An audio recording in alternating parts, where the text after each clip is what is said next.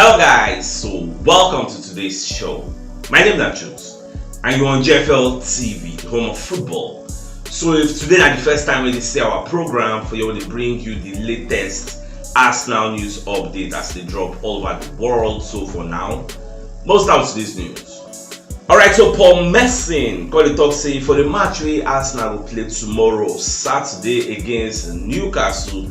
Say Arsenal could destroy this Newcastle at the Emirates Stadium because they need to respond after that FC Porto match.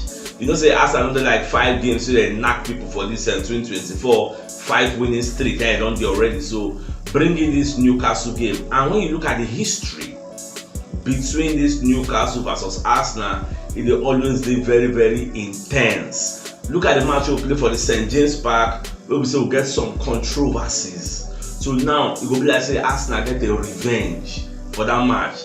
Because when you remember the goal with Joe Willock, that ball come out, so they argue that he don't come out for line, ability for line, and I think it was Joe Linton will push Deborah Morales. When you look at all those variables, it don't make this match very, very important. Like Arsenal fans go on turn up very, very well for this match. And for me personally, I would like to really knock that Newcastle team very well for them. But once the way Newcastle will do here, they say Newcastle are not going to come here and follow you and play. They'll come here and pack the bus, which was what they did last season. So we know how they play. They'll come here, pack the bus. Even the Joe Linton himself, he don't get injured, he won't feature for the match. Nick Pope, their first choice goalkeeper, waiting for the first leg, go there for this match. Fabian Shah will be one of their senior man top defender.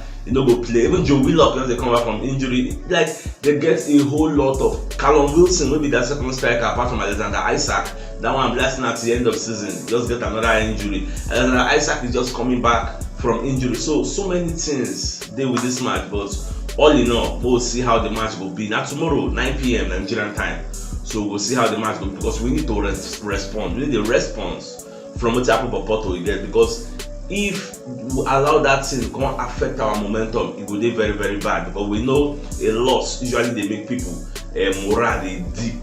So we must make sure it don't really affect us in any way, shape or form. Alright, so today is the birthday of Mr. Raf. So your brother Oga Dre, Baba Faboing, they send you happy birthday greetings. So wish all the best since life has to offer. So just enjoy your day. I think it's a happy belated birthday. You didn't send me the message since I think it was on Thursday. So make I send about I4. I know see him. Let me know say I forgot. You cannot see the message. And I told him I didn't see it. So no vex that is coming late. Just take it from us. Alright, so Football London, Kokoma Psychologists say Arsenal don't have to worry about away goals in the second leg of this their match they go play against FC Porto in 3 weeks time, because say if you say away goals day now, we fear say if Porto score one for the Emirates Stadium now, we need 2 more to reply. But as that one no day, so that one they give us solace. So we'll see how the match will go for here. Yes, they'll come and pack the bus, but Football London did an extensive expose. They did a report on how the match will go. Expect them to play 10 men behind the ball. No yawa.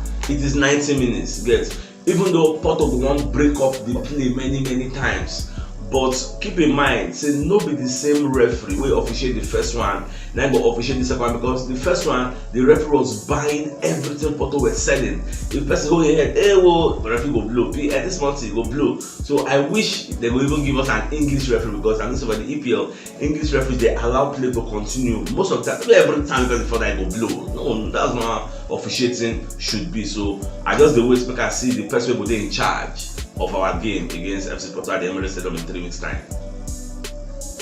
Alright, so away from that, so Henry Kokoma upon the advice Osimhen, say make you no join Arsenal. Now, why in the advice Osimhen not to join Arsenal?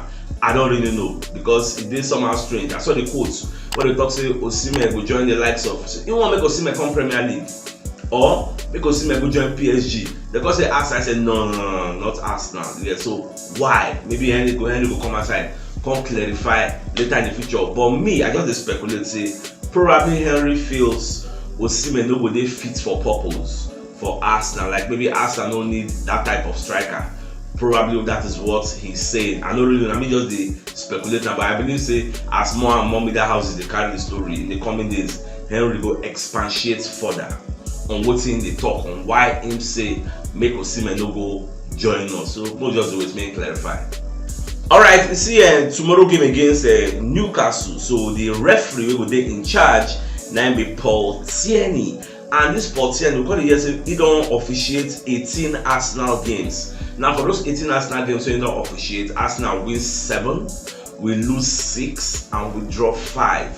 So even Anthony Taylor be be the 4th official we will do for the match. So the man is evenly poised to be an exciting match. You get exciting on one end because Newcastle no go come outside to come match us toe to toe. Teams don't do that. So that is why it is difficult for us sometimes. Like what the Declaration talked yesterday, you can't beat everybody 5-0, 6-0, 3-1. Not everybody go beat that because some people will say for this match, like Newcastle, make a boss in a brain. Newcastle will be coming to the Emirates Stadium to play out for a draw. So if they see draw, they go celebrate them. Newcastle, if they see a draw at the Emirates Stadium, they will celebrate it like a win. So we now we go to come aside. They day in the ascending order. Them go there in the descending order, trying to defend their spaces because right now they are not informed. Their number 1 goalkeeper is not there. You get they are using Dubravka. So Paul Shah no day there. Abi Fabian Shah no day there. So we'll just see how everything. I think it's a spam both man.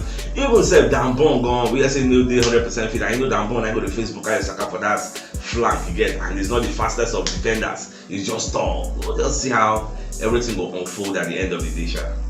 Alright, so Walcott instead of come outside and say Arteta don't really trust some of his players because when you watch that FC Porto match, are you aware? See now only one sub Arteta do, and he had the likes of Mr. Smith on the bench, he had the likes of Nelson, he had Edin Ketia. You did one sub, and you see say this match, Saka no did the game according to Walcott. Saka was ineffective. Martinelli was not in the game. In fact, at some point, Martinelli don't tire. Towards the ending, do mistake where Galeno take score. Martinelli lost the ball, gave the ball away in the same area again, like 2 consecutive times or 3 consecutive times. So once that kind of thing they happen, we don't say our players when they run up and down. Like Saka played the entirety of the match. Martinelli played the entirety of like come on. We don't get any really. That's why I be the talk say Moko use George Jones. At least Trossard go there for bench for second half. If things are not going well, they go say, okay, who I want to bring in? That's the danger of having everybody in the first 11 playing an all-out attack because Arteta was surprised. Arteta played all-out attack because him feel say Porto self go play all-out attack so that there will be a lot of spaces so we'll just bury them back.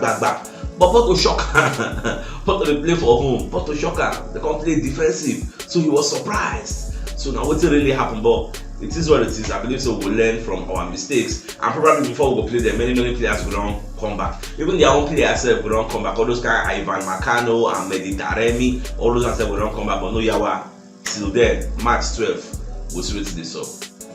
Alright, so Arsenal don't resign Miguel Rios, the man who discovered Bukayo Saka. This is a man that signed Bukayo Saka when he was 8 years old. He signed him to the Arsenal Academy. By the time Saka don't 13 years old, Saka don't play more than in age. They bully all the people waiting for the team. They dribble all of them like mad, carry and run. You get Saka had so much energy and pace. So I don't know, he retired when Saka was 13. So now they don't sign him back again, probably to discover the next Bukayo Saka. So I don't just know, but I know see some of you, I don't know this back story, like which age Saka take come join Arsenal Academy, you get who discover him and all that. So that's just it. Alright, so Darren Bent, on the other hand, does make Arsenal try to get Pedro Neto to support Bukayo Saka. Say Pedro Neto is very fast. This is a player that has played 107 appearances for Wolves, and he don't score 11 goals and given 19 assists. Get say Saka needs rest. Not every time you go to play Bukayo Saka. Okay, look at this Champions League match. Imagine say Saka don't play like 70 minutes. You don't tire. Bring him out. You put in Pedro Neto, and Pedro Neto is faster than Bukayo Saka. Get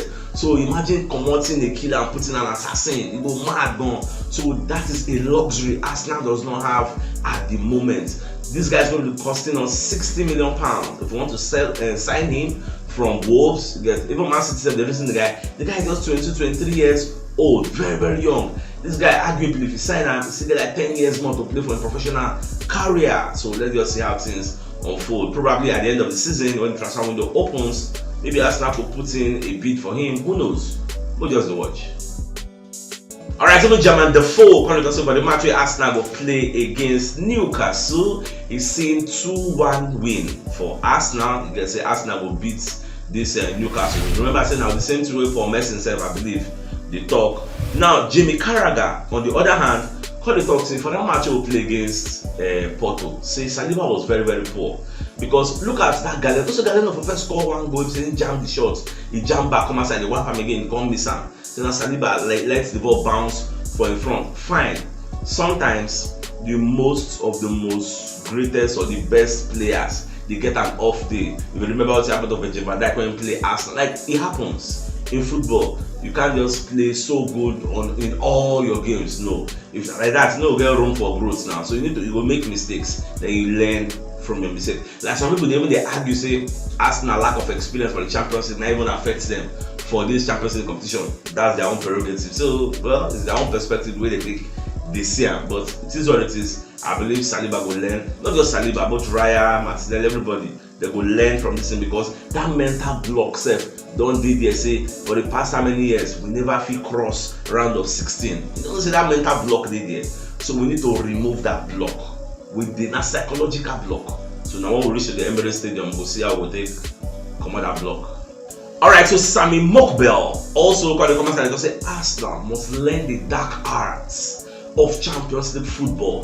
Champions League will be where we just come outside the attack anyhow. Sometimes you go defend like mad. You go back in history. Inter Milan beats back, I think it was in Champions League final, playing a low block for say Mourinho. Setting up, you know how many matches Mourinho don't win with low block? Low block is part of the game. You may not like it, but that is the tactics and strategy of the opposition. That's their best chance of actually getting a result against you. They know say if they come outside against you, they are going to collect, and for that reason, they are going to set up a low block. Many teams in the EPL when they meet Arsenal, they set up with which pattern? Low block, because that's the best avenue that they can see a result. See if Arsenal can score one goal, they will come ditch their low block, come outside, because you can't be losing and be playing a low block. It don't make any sense now. So that is the only way. So now say we just be. So say Arsenal score one goal against Porto, that low block for scatter, they will come outside, complete. So now so it just be. So my dear Arsenal lovers, if you know what yesterday, you should check the top left corner of your screen. You see the thumbnail. Click on so that you get all Arsenal updates as they drop all over the world. So it's CHUKS signing out. Enjoy the rest of your day and get out.